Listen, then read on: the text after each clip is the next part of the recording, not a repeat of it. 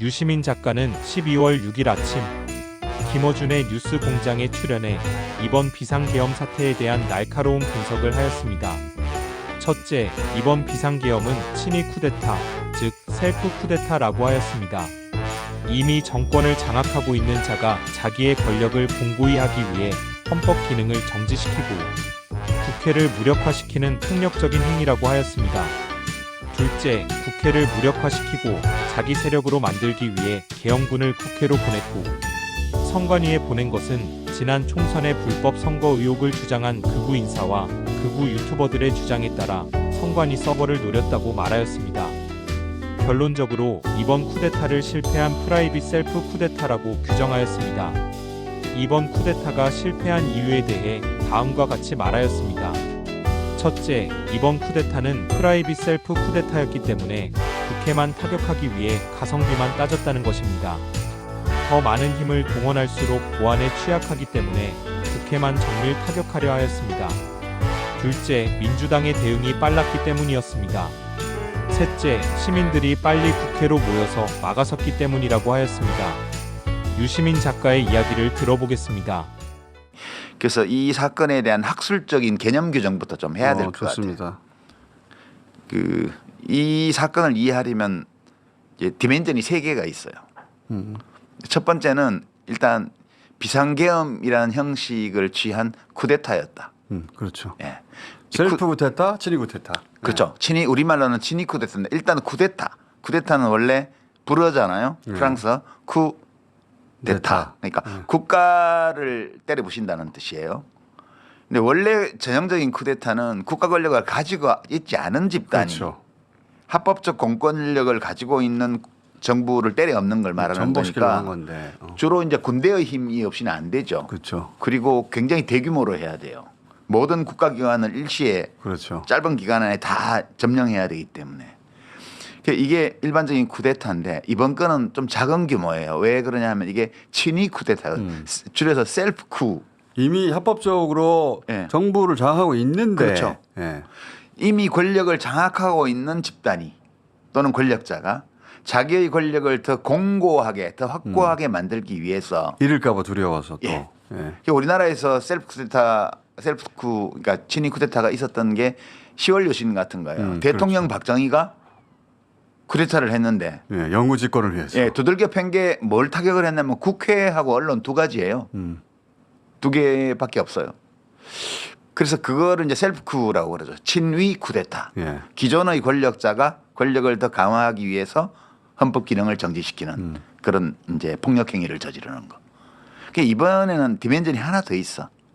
내가 이 개념에 착안한 거는 총수 때문인데 아니 계엄군이 간 데가 국회는 이해가 돼. 국회는 지금 윤석열이 장악하지 못한 데가 국회 하나밖에 없거든.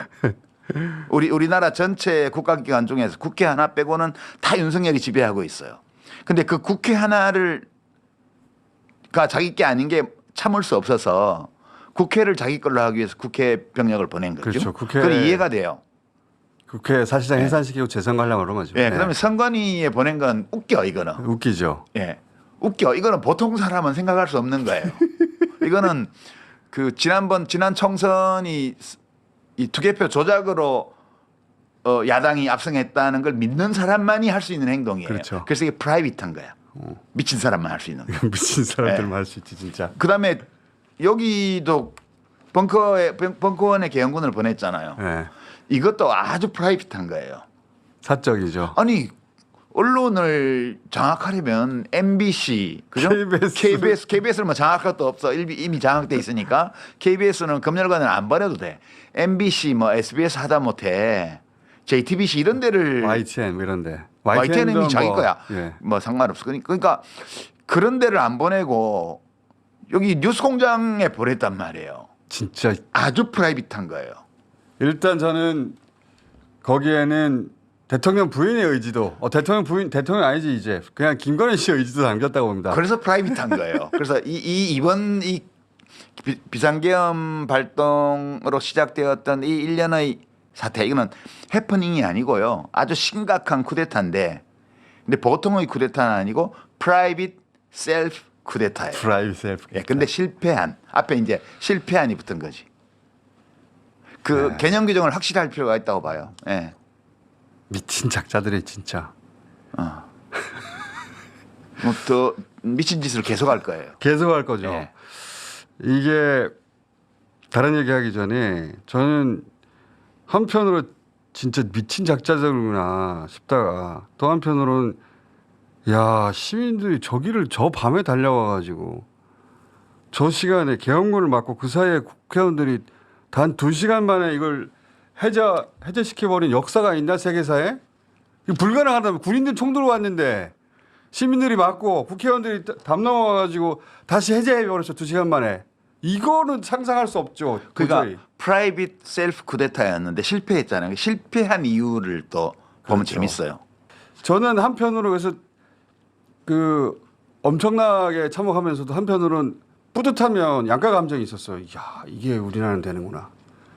그래서 미국 국무부 부장관인가요? 그 사람이 한 말 중에 어저께 뉴스를 보니까 이제 시민들의 행동에서 위로받았다 그렇게 그렇죠. 표현을 했더라고요. 이거는 전 세계적으로 비슷한 감정을 느꼈을 거예요. 그러니까 이제 어떤 일이 실패하는 데는 그 쿠데타 주체들의 입장에서 보면 주체의 실수나 어떤 부족함, 역량 부족 이런 게 늘 이유가 되죠. 예.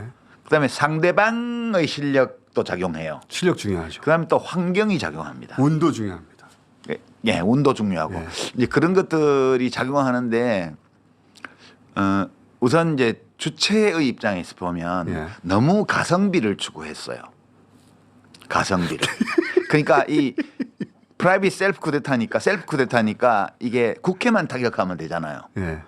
공격 대상이 국회 하나밖에 없어요. 그러니까 대통령의 담화문부터 시작해서 실제 병력이 가서 폭력행위를 저지른 것까지 보면 국회가 타겟이에요. 예. 근데 뭐랄까 이렇게 이 준비하는 과정에서 동원하는 병력의 규모, 이제 물리적인 힘을 행사하는 범위, 그 행사하는 물리적 힘의 강도 이거하고 보안 유지 사이에 트레이드오프가 있어요. 모순 관계가 있어요. 그렇죠. 그러니까 더 많은 힘을 동원하려고 할수록 보안이 셀 위험이 커지는 거예요. 그렇죠.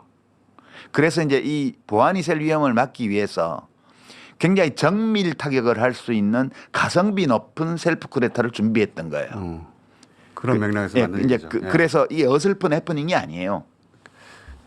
준비가 어설픈 게 아니라 실행이 계획대로 못 됐어요. 예. 여러 가지 요인 때문에. 원래 예. 그 군사작전이나 이런 것들은 계획대로 되는 법이 없어요. 그렇죠. 예.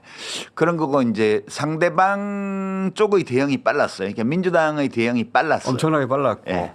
그 1시간 안에 거의 절반 가까이 의원들이 모였다는 건 예. 굉장히 빠른 대처였고 그다음에 시민들이 그 시간에 그 총 들고 온 군인들이 온 걸 보면서 그 시간에 그렇게 많이 모인다. 거기를 와서 그렇게 몸으로 차량을 막고 그 국회의원들을 들어가지고 담장 위로 내보내고 이거 정말 저는